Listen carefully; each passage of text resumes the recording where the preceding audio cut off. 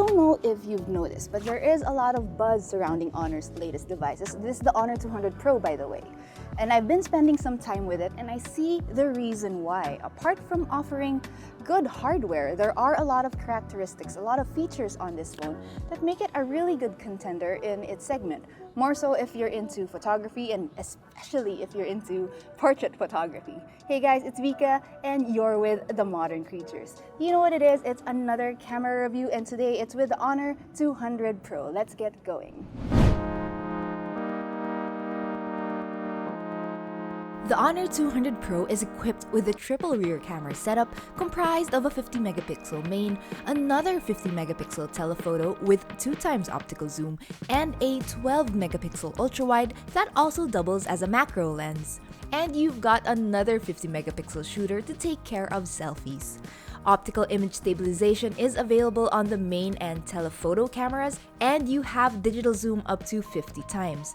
Additionally, the Honor 200 Pro can record up to 4K 60 FPS with the main and telephoto cameras, while a selfie and ultrawide max out at 4K 30 FPS. Now, the big deal of the Honor 200 series smartphones, specifically this Pro variant that we have, is its partnership with Studio Harcourt. We did explain who or what Studio Harcourt is in a reel that we posted earlier, but if you haven't seen that, Studio Harcourt is a prestigious Parisian studio whose clientele includes high-profile celebrities, including actors, artists, and basically anyone who's anyone. Now, there's a lot that this partnership brings, which we'll talk about later on, but first, let's do a quick camera tour.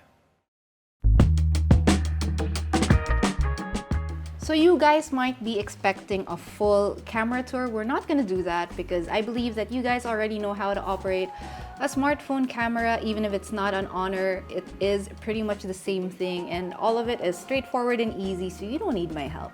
What I am going to show you instead is the portrait mode and the Harcourt filter, since that is the big thing about this phone. So let's open up my camera app and go straight for the portrait mode. Now, when you do go straight to portrait mode, you will be automatically put into the 2x zoom mode, which is great because that is the best lens you can use for this mode. Why? Because you get better proportions and you do get better background. I don't want to go too in depth, but those are two benefits you can get from shooting in this mode. You can shoot in 1x, which does give you also the background blur and the editing, that the Harcourt filter editing, but you don't get the background compression. It just really isn't the traditional way of shooting portraits. But again, all up to you. Creativity has no rules. So let's get to talking about these Harcourt filters. The first Harcourt filter I have loaded is Harcourt Vibrant. We have three right here: Vibrant,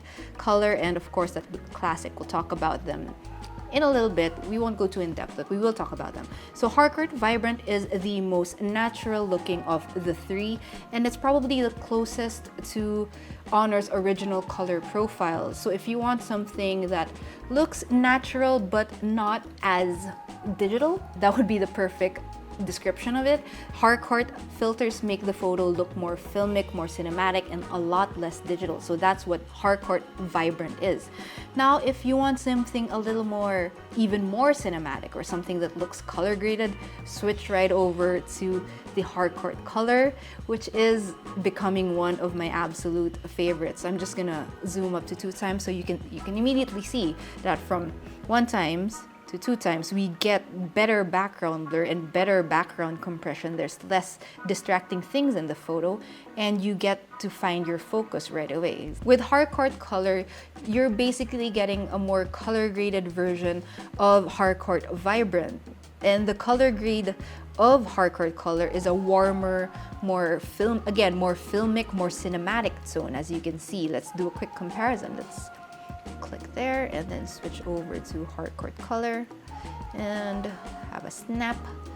And even without taking the photo, just looking at the preview, you can immediately see the difference of how it renders colors. You can see the greens are more subdued in the Harcourt Color, while the Harcourt Vibrant is, as the name implies, very vibrant. Now for the last and everyone's favorite so far is Harcourt Classic, because this is what the studio is known for. Now, some of you might argue that it's just a regular black and white filter, and I thought so. I thought so too, I'll be honest with you.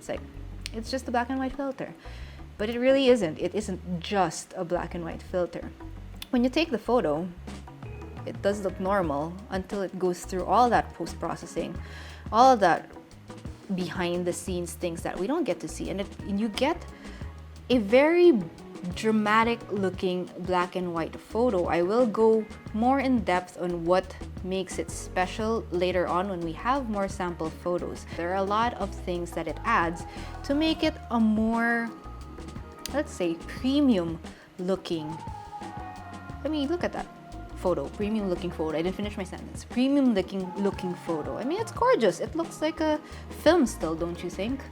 We also have a 2.5 zoom, which I don't understand, but I guess there's some use, because when you do go to 2.5, your focus distance becomes so far. You have to be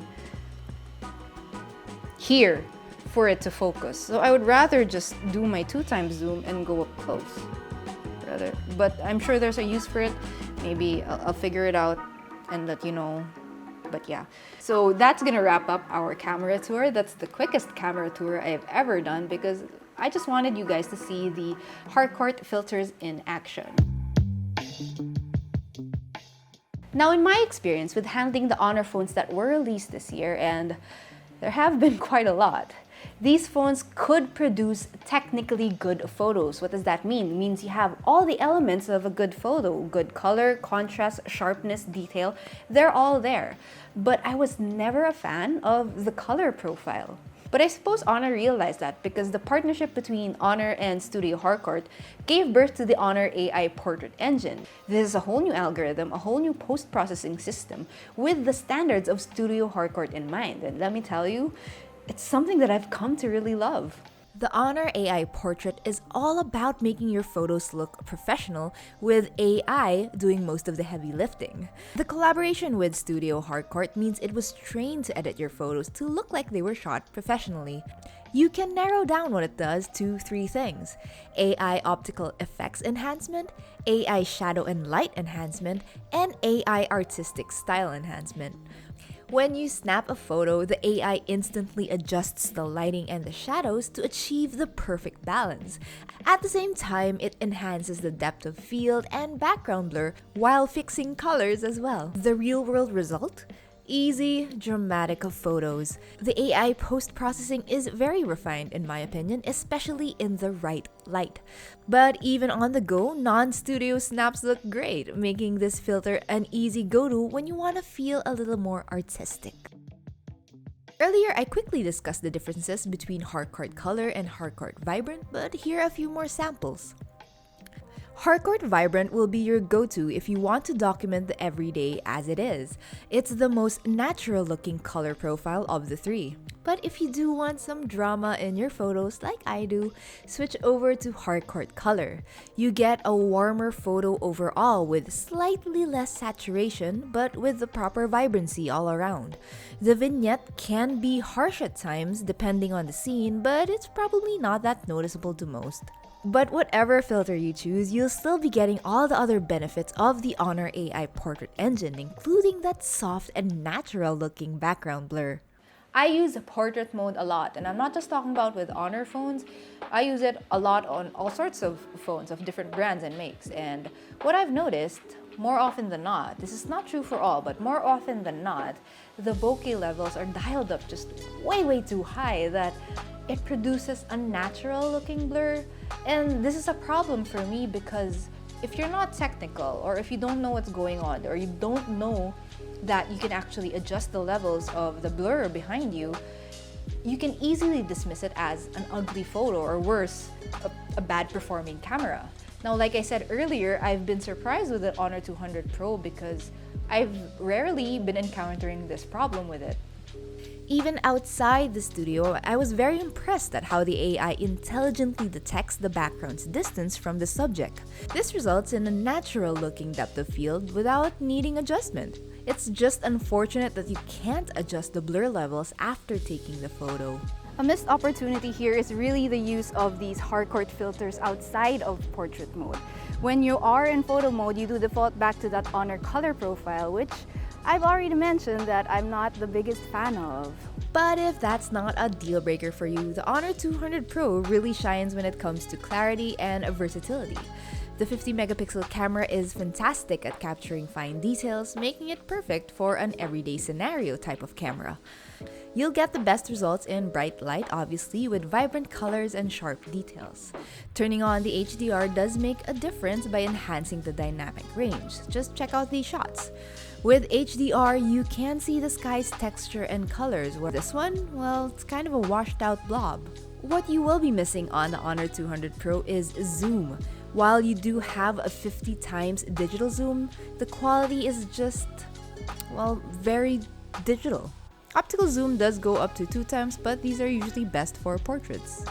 I used to say that zoom wasn't really important to me, especially in my day-to-day life, and I do still think that's kind of true. It's not important in my day-to-day life, but these days, there's so many events, so many concerts, so many things that you can use a zoom for. A camera phone's best friend is obviously light, and on stage there's an abundance of light, and supposedly the Honor 200 Pro does have good zoom performance if it's in that kind of situation. Unfortunately, I've only read about it and I haven't really tested it because I haven't been to a concert or an event in a while. But if you guys have input on the zoom on the Honor 200 Pro's digital zoom, let me know. I am kind of curious how it looks. The Honor 200 Pro delivers impressive results in low light, more so when you switch to night mode. In standard photo mode, the camera performs well, capturing detailed and well-exposed images with accurate colors. However, night mode does enhance this with better balance and better noise reduction. On the flip side, that 12 megapixel ultrawide shows its weakness in this scenario. It just really struggles and you get softer images with more noticeable noise and reduced detail. The front-facing camera on the Honor 200 Pro is quite impressive. With that 50 megapixel shooter, you get high-quality selfies with excellent detail and color accuracy. It is dependable, performing quite consistently in different lighting conditions, though in low light there will be a dip in quality.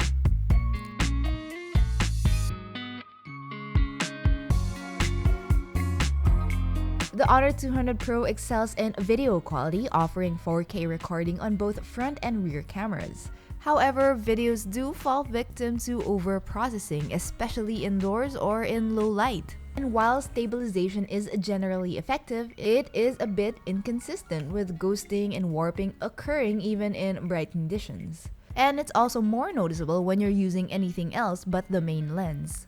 While its video quality may not satisfy more serious users like content creators, it's definitely more than enough for the everyday.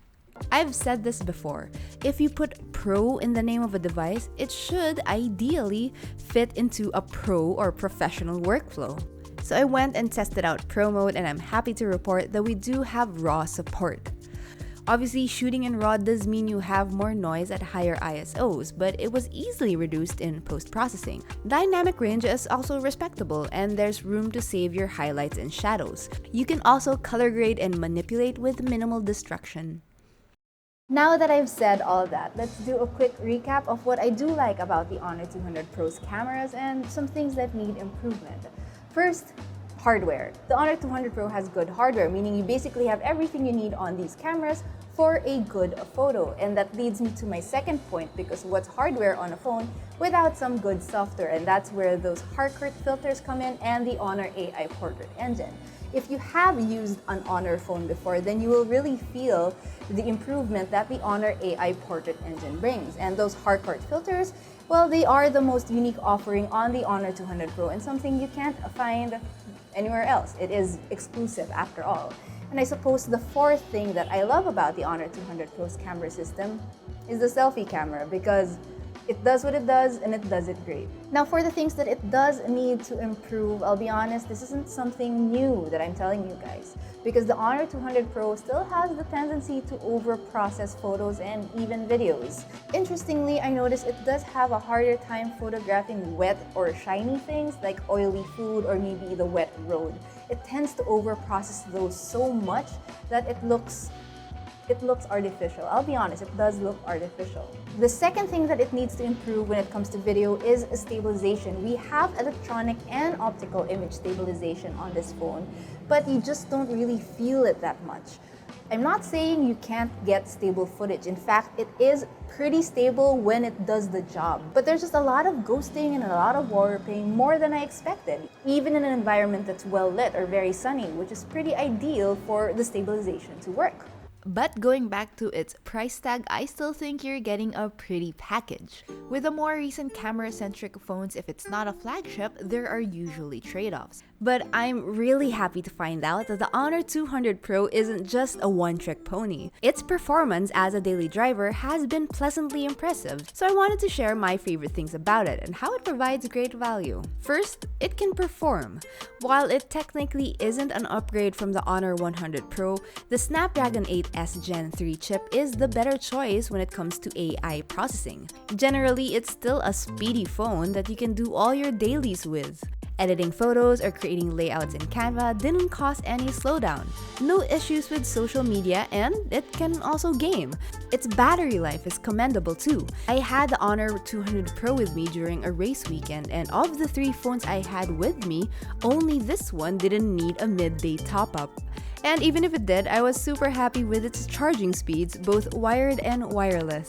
I believe the Honor 200 Pro is a very good fit, again, for those who are looking for a camera-centric phone within this price range. But beyond that, it's also a very good performer. It's really stylish, but I feel like it is a little bit fragile, so it's not for the adventurous type or the more rugged type of user. So that's something to think about. But again, overall, I'll be honest, I am very surprised at what we're getting with the Honor 200 Pro with its performance both as a camera phone and as a regular everyday productivity phone.